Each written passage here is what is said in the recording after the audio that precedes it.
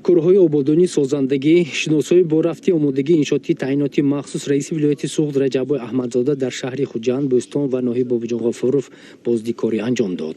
در دایره بازدیدکاری خود رئیس ولایت برای باز هم بهتر و خوبتر نمودن کارهای آبادانی سازندگی، گل و گلزار کردن کوچه و خیابان‌ها، زیب بخشیدن بناهای تعمیرطلب، رنگ و باری بناهای بلندشانه و قد راه و علامت‌های آن، همچنین نصب شعار و آویزه‌ها در کوچه‌های اساسی شهر خوجند مسئولین را موظف ساخت. تدبیر مذکور نه تنها برای آبادانی سرثبت نمودن مرکزی ولایت شهر خوجند، بلکه قبول مهمانان مساعدت می‌نماید. ضمناً رجب احمدزاده از شهر بوستان بازدیدکاری خود را ادامه بخشیده دستور داد که به شناختن گل‌های موسمی نوی ویولا بسیارتر اعتبار خاص ظاهر نمایند. رئیس ولایت در دوره سفری خود به شهر بوستان در جمعیت دارای مستج محدودی گنج آفر که اساساً با استحصال شیفری از بیستی مشغول می باشد دیدن نموده دستور داد که برای برآوردن مسائل ساختمان نو معاصر و محصولات واردات عوض کننده را به راه مانده بیشتر توجه ظاهر نمایند، زیرا طلبات به مسائل ساختمانی زیاد بوده نه تنها بازار داخلی را تامین بلکه صادرات را به راه ماندن ممکن است. عین زمان باشد در کارگاهی مذکور تازه بنیاد کارهای اسفالت خوابانی و سفالک پوشی راهها جریان دارد. در شهر بوستان راهبری ولایت از مؤسسه تا مکتبی و مؤسسه مکتبی خصوصی غیر دولتی وارثان علم آشنایی پیدا نمود. در جریان بازدید از اتاقهای مؤسسه دستور داده شد که برای باز هم بهتر و خوبتر نمودن شرایط تعلیم و تربیت نسل نورس تدبیرهای عملی اندیشند. برای گل و گلزار چراغان کردن صحنه بنای مؤسسه مصلحت‌ها داد. بنیاد مؤسسه تا مکتبی و همزمان مکتبی مذکور امکان می‌دهد که فراگیری کودکان بیشتر گردد. راهبری شهر را دستور داد که راه‌های اساسی شهر با استفاده از هوای مساعد منفرش کرده شود. در ادامه سفر کاری خود رئیس ولایت از ناحیه بابجان غفورov با روند کارهای ساختمانی در جماعت دیهاتی زرزمین شناس شد. معلومات داده شد که برای بهتر نمودن سطح و صفت خدمت رسانی طبی به اهالی در دیهات زرزمین بنای مرکزی سلامتی ساخته با تمام تجهیزات ضروری مجهز گردانده می شود. رئیس ولایت ضرور شمارید که برابری بنیاد مرکزی سلامتی در عموم به آبادانی انشاءات جشنی توجه روانه گردد. مرکزی سلامتی برای 14000 اهالی خدمت رسانی می نماید. در آن حجره رنتگن، تشخیصگاهی زمانوی و گوشه گیاه درمانی مورد استفاده قرار می گیرد که کار افتادگان از آن به طور لازمی استفاده برده می توانند. در جماعت دیهاتی زرزمین ناحیه بابجان غفورov کودکستانی معاصر بنیاد و مورد استفاده قرار می گیرد. بنا به معلومات مسئولین این مؤسسه تا مکتبی با مبلغگذاری مقامات اجرایی حکم دولتی ناحیه ساخته می شود. آن با تمام شرایط ضروری تعلیم و تربیت آماده شده است. اسناد شناسایی با روند کارهای سازندگی راهبری ولایت سپارش داد که در صحنه انشاءات ایوانچه تابستانه و دیگر انفراساختاری ضروری مورد بهره برداری قرار گیرد. بنیاد مؤسسه تا مکتبی امکان می‌دهد که فراگیری کودکان با کودکستان بیشتر گردد.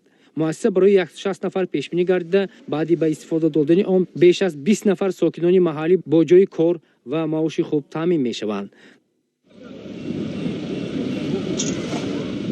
در مرکز جماعت کوچی به نام روزیبای یلداشوف منفرش کردن راه جریان داشت که رئیس ولایت از آن دیدن نموده ابراز داشت که به صفت کارها توجه جدی روانه سازند. در جماعت دیهاتی خستیورزی ناحیه مکتب کودکستان با نام بهارستان برای 120 نفر بنیاد گردیده با طرح نمودی معاصر ساخته شده است. هنگام بازدید از حجره ها و اتاقهای مؤسسه راهبری ولایت برای باز هم بهتر نمودن شرایط تعلیم و تربیت مصلحت های مفید داد. رئیس ولایت به نمودی بیرونی بنا دقت خاص ظاهر نموده به رنگ و باری آن طبق ذوق کودکان زیبخشیدن آن نصب شعار آویزه هایی که ترنمگری حس وطن دوستی، میهن پرستی، استقلالیت دولتی و هویت ملی است به راه مانده شود.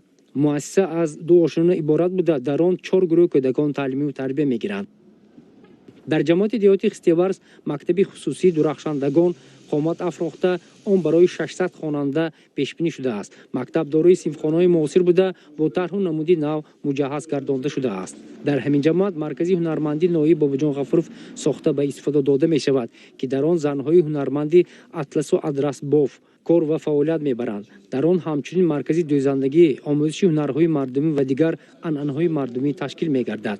اطلاع داده شد که باز برای زنهای دویزنده 50 عدد دستگاه‌های معاصر دویزندگی وصل و نصب کرده می‌شود که در این مرکز است. هرچی بیشتر زنان و دختران به آموزش هنری دوزندگی و بافندگی و دیگر هنرها جلب گردند. برای اجرای کارها مسئولین وظیفه‌دار کرده شدند. دستور داده شد که برای شرایط مساعد کاری فراهم آوردن از جمله وصل و نصب تجهیزات‌های مطابق کنی هوا به راه مانده شود. همچنین در صحنه بنا گذاشتن گوشه محصولات هنرمندی از قبیل کنده‌کاری، کارتسازی، نمودی گوناگونی انواع شیرینی‌ها که آن ترنمگری صنعتی هنرمندی را بازگو است و از بین نرفتنی عنعنه نیاگان برای تربیت جوانان کمک می‌رساند توصیه داده شد.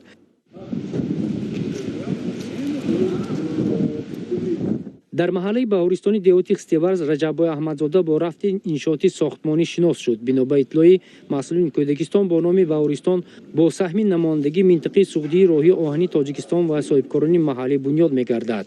باغچه بچگانه برای 150 نفر پیش بینی گردیده. برای اجرای کارهای ساختمانی حدود 40 نفر ساختمانچیان به کار جلب شدند. در صحن بنا ایوانچه‌های تابستانه و دیگر انشاءات ضروری ساخته شده. دیوارهای حدودی انشاءات به طور خاصه و مطابق به ذوق و شوق کودکان رنگ‌وبار کرده می‌شود. رئیس ولایت بر روند کارهای بنیادکاری اظهار قناعتمندی نموده برای باز هم بهتر نمودن کارهای سازندگی دستورهای سریع داد. خودی همان روز سفر کاری رئیس ولایت رجب‌بای احمدزاده در ناحیه باباجان غفوروف به انجام رسید. نقشه‌های رشد اقتصادی اجتماعی و در زمینه حصه‌گذاری در تطبیق هدف 4 ملی صنعتی کننده کشور در ولایت سوخت شماره کارگاه و کارخانه‌های استحصالی از جمله قبول و کارکرد و استحصال محصولات شیری می‌افزاید. کارگاه استحصالی شیری اسپیتامین در ناحیه اسپیتامین که با سهم جمعیت سهام پوشیده شیری دوشنبه بنیاد می‌گردد از شماره این قبیل کارخانه‌ها که در اساس قبول شیری خام محصولات تیار شیری و همزمان شیری خشک استحصال می‌نماید. رئیس ولایت سوخت رجب‌بای احمدزاده از کارگاه مذکور بازدید نموده افزود که بنیاد و کاراندازی چنین کارخانه‌های استحصالی این نتیجه عملی سازی دستور و هدایت‌های اساسگذاری صلح و وحدت ملی پیشوای ملت پرزیدنت جمهوری تاجیکستان محترم امامعلی رحمان آید به افتتاح و کاراندازی کارگاه و کارخانه‌های خرد و میانه استحصال محصولات شیری در هر یک منطقه میباشد. الحال در کارگاه پس از وصل و نصب دستگاه و تجهیزات تکنولوژی مرحله آمادگی به استحصال محصولات جریان دارد. شیری اسپیتامین طبق اقتدارهای لایحه‌ای امکانیت دارد تا 20 تن شیری خام را در یک شبانه روز قبول و کارکرد نماید و در سیخ استحصال شیری خشک تا 10 تن شیر را مورد کارکرد و استحصال قرار دهد.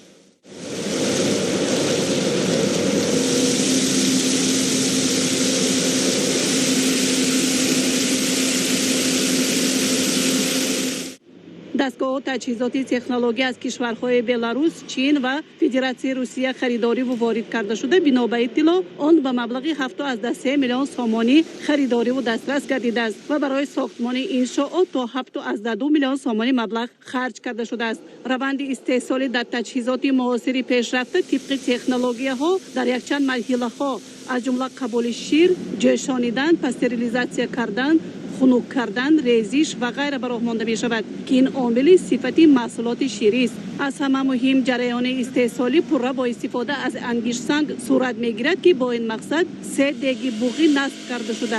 مواد انگیش سنگ خریداری و ذخیره گردیده است. افتتاح کارگاه این استحصال محصولات رقابت پذیری واردات و بس کننده غذایی است. با به استفاده دهی کارگاه بیش از 70 نفر متخصصان با کار تامین می‌گردند. رئیس ولایت به مسئولین آبادانی حدود کارگاه را دستور داد.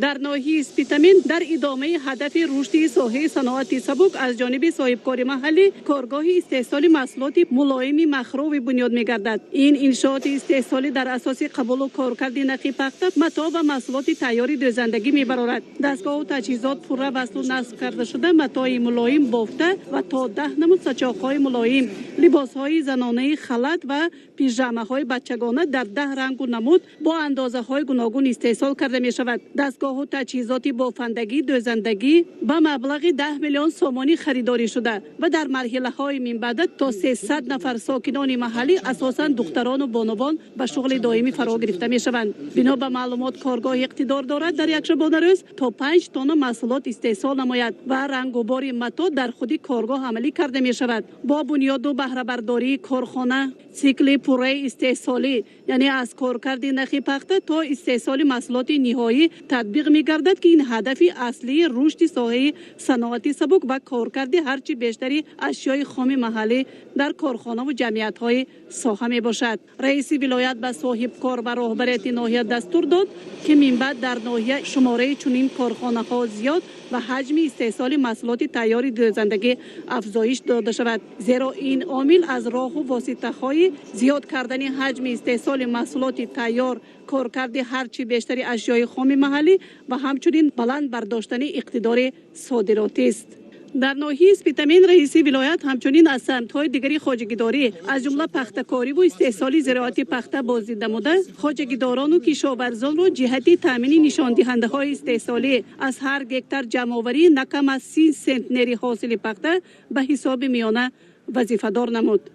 در ادامه تطبیق لایحه رشد راه‌های علاقه در آسیای مرکزی، حدود 52 کیلومتر راه نقلیاتگرد از گردش دهمای ناحیه جبار رسولوف تا ناحیه غفورف و کانیبادام از نوسازی و تجدید و منفرش اساسی می‌گردد. عملی شوی تدبیر مذکور از عامل‌های مساعدت به آبادی راه‌های نقلیاتگرد بوده. با استفاده از همه امکانیت‌ها راه‌های ولایت سوخت آباد و تعمیر و منفرش کرده می‌شوند. در دایره استقبال از جشن 30 سالگی استقلالیت دولتی در ولایت سوخت تا 300 کیلومتر راه‌ها از تعمیر اساسی و جاری برآورده شده، حالت 3000 کیلومتر راه‌ها بهتر کرده می شود. راه دهمای غفورف کانیبادام که با جلب لایحه‌های کلان حجم عملی می گردد، با اقدام و تشبث حکومت جمهوری تاجیکستان در اساس سازشنامه با بانک عمومی جهانی تطبیق می شود. رئیس ولایت بر رهبریت ناحیه و راهداران و راهسازان آغاز کارهای آبادانی حدود راه نقلیاتگرد دهمای تا غفورف کانیبادام را وظیفه‌دار نمود. خواجگیداران و کشاورزان ناحیه جبار رسولوف با محصولات کشاورزی از جمله میوه و سبزیجات لذیذ و شیرین و از جهت اکولوژی تر و تازه در ولایت سوخت معروفند و از منطقه‌های اساسی استحصال کننده محصولات کشاورزی اند. خواجگیداران و باغداران و اهالی ناحیه در دهقانی و کشاورزی، باغداری و استحصال میوه و سبزیجات صاحب تجربه و صاحب ملکند. باغ‌های خرما و انارزار ناحیه در این مرحله تیرما غرق حاصل است که این شهادت مهنت پرمحصول، استفاده با ثمر و مقصدناک از زمین‌های کشاورزی اهل خواجگیداران و سهمداران ناحیه جبار رسولوف است. خواجگی‌های دهقانی جماعتی دهات دهمای، مثلا اهل خواجگی دهقانی نوروز و دیگر خواجگی‌ها به طور خاصه باغ خرما و انار بنیاد نمودند. الحال حاصل آن پخته رسیده و برای جمع‌آوری آماده است. در باغ خرما اساساً دو نوع خرمای شکلاتی و کارلاک پرورش و استحصال می‌گردد و خواجگیداران در باغ‌های خرما و انار کشتی تکراری انواع زراعت‌های کشاورزی را عملی نمودند. شلغم، کرم، سیر پیاز، جواری مکه برای دان و ترب نمونه محصولات کشتی تکراری در ناحیه جبار رسولوف است که در اولهای ماه سپتامبر کشت شده در ماه‌های اکتبر نوامبر حاصل تکراری تیار می شود. اهل خواجگیداران ناحیه جبار رسولوف سهم ارزنده در تطبیق هدف شایسته تامین امنیت آذوقه‌واری دارند.